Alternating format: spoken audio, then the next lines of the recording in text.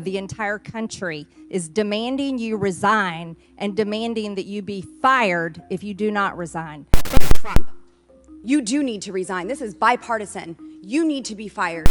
Would you have come and tendered your resignation? I call upon you to resign today. Today. And you should resign. Requesting that you submit your resignation as a step toward accountability. You need to resign. Needs to be fired, and then you need to resign because this is absolutely unacceptable and you've lost the trust of the American people. Are you going to resign?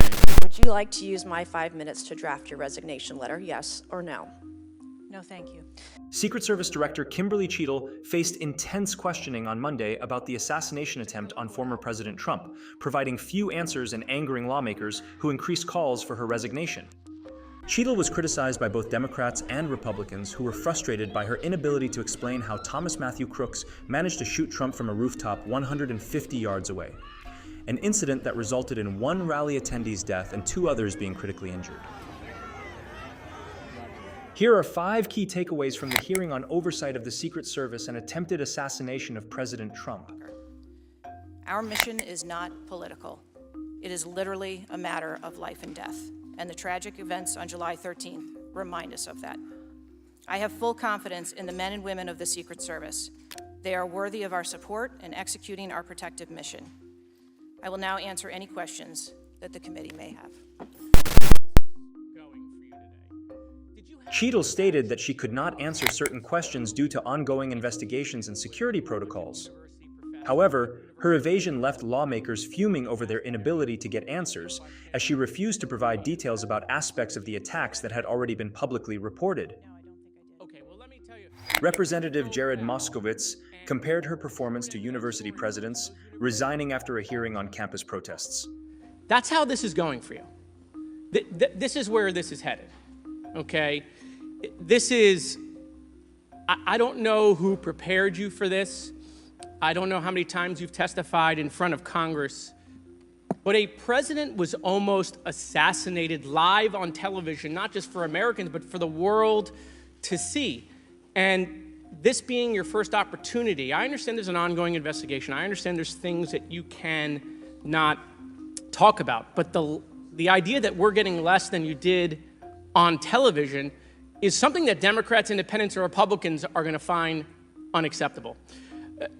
At another point, Cheatle brushed off questions from Representative Marjorie Taylor Greene about the timeline of the day of the shooting, responding, "I have a timeline that does not have specifics," prompting laughter within the hearing room. Were you not prepared today to answer our questions? I am prepared to answer the questions based on the information and wanted to be able to provide. Do you have a timeline do you have a timeline at all from any of the day? I have a timeline that does not have specifics. That's shocking. That is absolutely unacceptable. That means you are a failure at your job. Representative Pat Fallon criticized her for not visiting the site of the shooting, saying, "We have satellite images from the Butler Fairgrounds. Have you visited the site?" No, I have not. 9 days and you have not visited the site. You should have been there that night. Did you talk to, that evening, did you talk to the team, the heroes that surrounded the president? Did you call them that night? They were still operational work. So that's an answer is no. Did you call them the next day? President. Yes, I spoke with You called them the very next day, not the day of, or was it 72 hours after? He later added, You know who the shooter knew? The shooter has visited the site 2 more times than you have, and he had a drone, and he picked the AGR building. So you said, do you remember in an ABC interview you did that you didn't have people on the roof of the AGR building because you were worried about safety because of the slope? I recall that statement. Okay. Chairman, is that I took this hearing to be about 2 major policy failures. Democrats used the hearing to advocate for stricter gun control measures, focusing on the AR-15 used by the gunman. Representative Jerry Connolly grew frustrated by Cheatle's evasion of questions about the impact of gun prevalence on her job. In his closing remarks, Representative Jamie Raskin said the shooting was both a failure of the Secret Service as well as Congress, But the other failure is on the part of Congress, because the mass shooting that took place in Butler, Pennsylvania, is replicated all over the country every day. And in fact, as I said, Mr. Chairman, it happened that evening in Alabama, in Birmingham, Alabama, where there was a mass shooting where more people even were killed and wounded than were killed and wounded in Butler, Pennsylvania. So it's true, the president, the former president, and a handful of people who get the Secret Service protection are the only people in America we thought were safe from an AR-15 attack. It's clear that they're not safe either, and we've got to get to the bottom of that. But we also have to get to the bottom of the larger problem, which is that the whole country is living like this in fear and in terror of assault weapon attacks in movie theaters, churches, synagogues, mosques, supermarkets, Walmarts. Representative Jerry Connolly grew visibly frustrated as Cheatle repeatedly dodged his questions about whether the widespread presence of guns in the United States has complicated her job. Cheatle responded that the threat environment for protecting individuals is always difficult, and that's dynamic, and it's always evolving, thus sidestepping the line of questioning. Which deserves a simple answer. The ubiquity of guns, dangerous weapons in America like AR-15s, has that made your job, that is to say the mission of the Secret Service, easier or more difficult? I think the threat environment for protecting our Secret Service protectees is always difficult, and that's dynamic, and it's always evolving. We stipulate it's always difficult. Again, this is a simple one. Does the ubiquity of guns make your job easier or more difficult today? She largely avoided addressing the issue until presented with hypotheticals. On Representative Connolly's question, in which he asked about guns, and you were not willing to commit that makes your job harder. This is not about the Second Amendment. If there were over 400 million guns on the streets, if all of those guns were machine guns, would that make your job harder to protect people? Again, I think weapons that are out there... If all of those guns were rocket-propelled grenades, would that make your job harder? Yes, sir. Yes. Okay, thank you. Perfect. This is not a trick question. Thank you. Okay. I won't ask the other 15 things I was going to do. I was going to do drone strikes, but it's okay. Waiting for the administration to sign off? No, I am waiting for the results of the investigation. Republicans criticized diversity, equity, and inclusion, DEI policies, with some comments becoming personal. Representative Tim Burchett called Cheatle a DEI horror story, while Representative Jasmine Crockett questioned whether DEI policies were to blame for the incident, to which Cheatle responded that it was due to a failure or gap in planning or communication. I don't think you should resign. I think you should have been fired. Ma'am, you are a DEI horror story. I've told my daughter multiple times, my wife and my daughter, we talk to her all the time about how she's going to succeed in life. She'll succeed in life by achieving. Ma'am, you have not achieved today. You've let the American public down. If it was up to me, you'd be gone. Thank you, Mr. Speaker. Cheatle brings nearly 30 years of experience with the Secret Service, having served as the special agent in charge of the Atlanta Field Office and as the Assistant Director of Protective Operations. She has held her current position as director for just under 2 years. Nearly 30 years of experience in this agency have positioned the Secret Service to be stronger. Conservatives have pointed to a diversity goal Cheatle mentioned in a CBS interview last year, aiming for 30% female recruits in the agency by 2030. To expand hiring, they're aiming to have 30% women recruits by 2030, and even allowed YouTube influencer Michelle Carre to train with agents. But I'm very conscious, as I sit in this chair now, of making sure that we need to attract diverse candidates and ensure that we are developing and giving opportunities to everybody in our workforce, and particularly women. That workforce will be pivotal for the 2024 campaign season, which for the first time includes a former president who already has lifetime protection. Representative Jasmine Crockett jumped off Burchett's comment with her questioning asking. Chair, and let me just pick up where my colleague from Tennessee left off. Director Cheatle, was the incident on July 13th due to DEI, or rather systemic failures in communication and potentially safety protocols? The incident on the 13th has nothing to do with DEI. The incident on the 13th has to do with a failure or a gap, either in planning or communication. Thank you so much. Former president, despite multiple layers of security and intelligence, are not lost. One new detail that emerged during the hearing was that the Secret Service received multiple warnings about crooks before the shooting. Cheatle mentioned receiving 2 to 5 warnings, but Crooks was not deemed a threat until moments before he fired. Representative Maxwell Frost listed numerous missed opportunities to identify Crooks as a threat. I don't have an exact number to share with you today, but from what I've been able to discern, somewhere between 2 and 5 times there was some sort of communication about a suspicious individual. To the Secret Service specifically. According to reports, the shooter was photographed twice by security officers prior to the shooting. A police officer saw the shooter on the ground and reported him with a photograph as a suspicious person. Multiple local law enforcement officers identified the shooter, radioed that he was acting suspiciously near the event's magnetometers. A local law enforcement tactical team saw the shooter on a roof and notified other security services and also photographed him.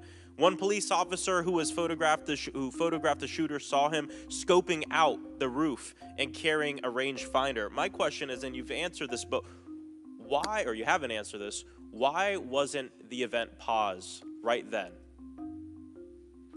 However, she later indicated that Crooks was not considered a threat until moments before he fired at Trump.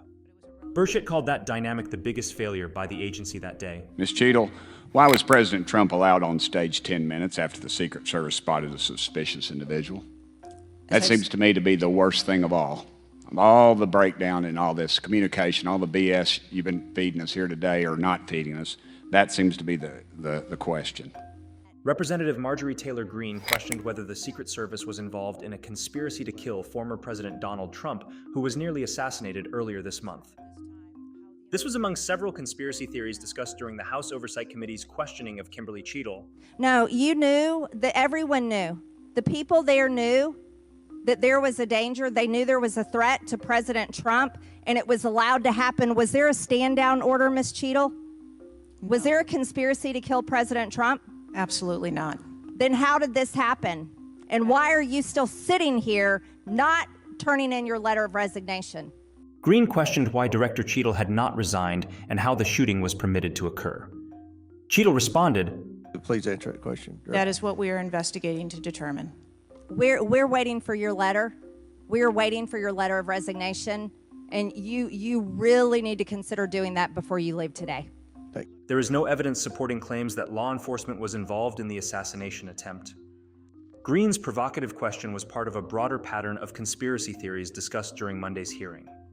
In the week following the shooting, which has created a highly charged atmosphere that experts warn could lead to increased political violence, several prominent conservatives have promoted baseless and inflammatory theories. Eric Trump suggested on Fox News that Democrats might be behind the assassination attempt, while Donald Trump Jr. has repeatedly implied that the shooter did not act alone. Representative Lauren Boebert told Cheatle Monday, referring to the counter-sniper who killed the shooter moments after the shooting began.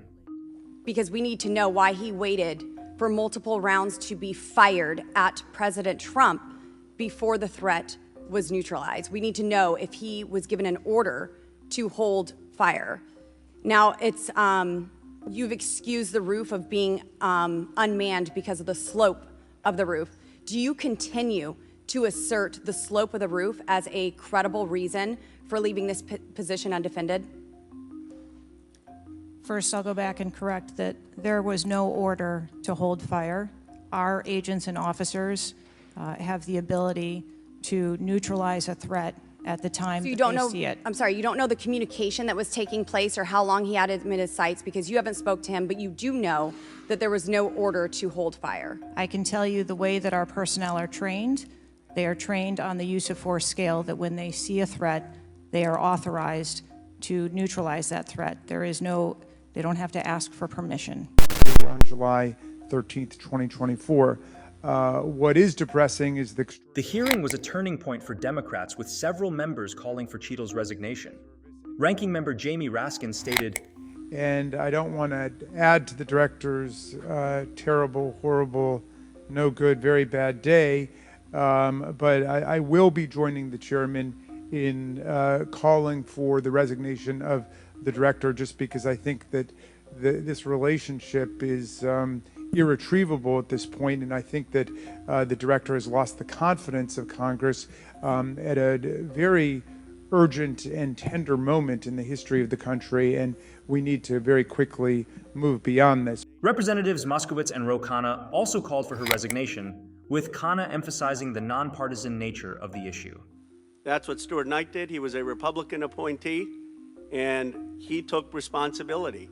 And I think you need to reflect, this is not a question of you, it's a question of the American people. You cannot go leading a Secret Service agency when there is an assassination attempt on a presidential candidate. A series of Republicans likewise called for Cheatle to leave her post throughout the hearing. Some of my colleagues have texted me over the last couple days, bipartisan, about whether you should lose your job. And I've been quiet on that question because I wanted to see what you were going to do today. In my opinion, you do need to be fired immediately. And it is because this is gross incompetence. Representative Nancy Mace initiated a move to compel a vote on impeaching U.S. Secret Service Director Kimberly Cheatle, escalating the scrutiny on Cheatle following the recent assassination attempt on former President Trump. Mace's action requires congressional leadership to address the resolution within 2 legislative days. The push also follows a heated oversight committee hearing where lawmakers from both parties expressed frustration and disappointment with Cheatle's responses. This is a yes or no series of questions. Was this a colossal failure? Yes or no? Yes. You're full of shit today. You're just being completely dishonest. Mr. Chairman, Mr. Chairman, I want to.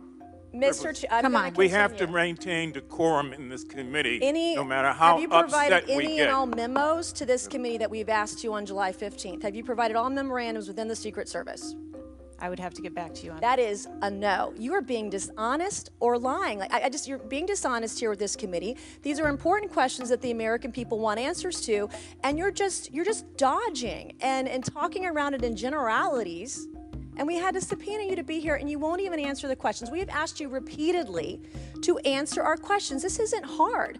These are not hard questions. It is currently uncertain how Speaker Mike Johnson and his leadership team will address the resolution, which alleges Cheatle's dereliction of duty. They may choose to hold a vote on the resolution, table it, or refer it to committee. When asked about potential measures, including impeachment if Cheatle does not resign, Johnson stated, "We're looking at all those options right now," during an interview with The Hill at the Republican National Convention in Milwaukee last week. And you should be fired immediately and go back to Garden Doritos. You do need to resign. Would you have come and tendered your resignation? I call upon you to resign today. And you should resign. Requesting that you submit your resignation. The director of the Secret Service resigned today, one day after admitting the assassination attempt on Donald Trump was the agency's most significant operational failure in decades. As CBS's Scott McFarland reports, Kimberly Cheatle drew sharp criticism from both parties. ABC News has learned that Secret Service Director Kimberly Cheatle has resigned her post. It comes 24 hours after her blistering hearing in front of the House Oversight Committee investigating the attempted assassination of Donald Trump during his rally in Butler, Pennsylvania.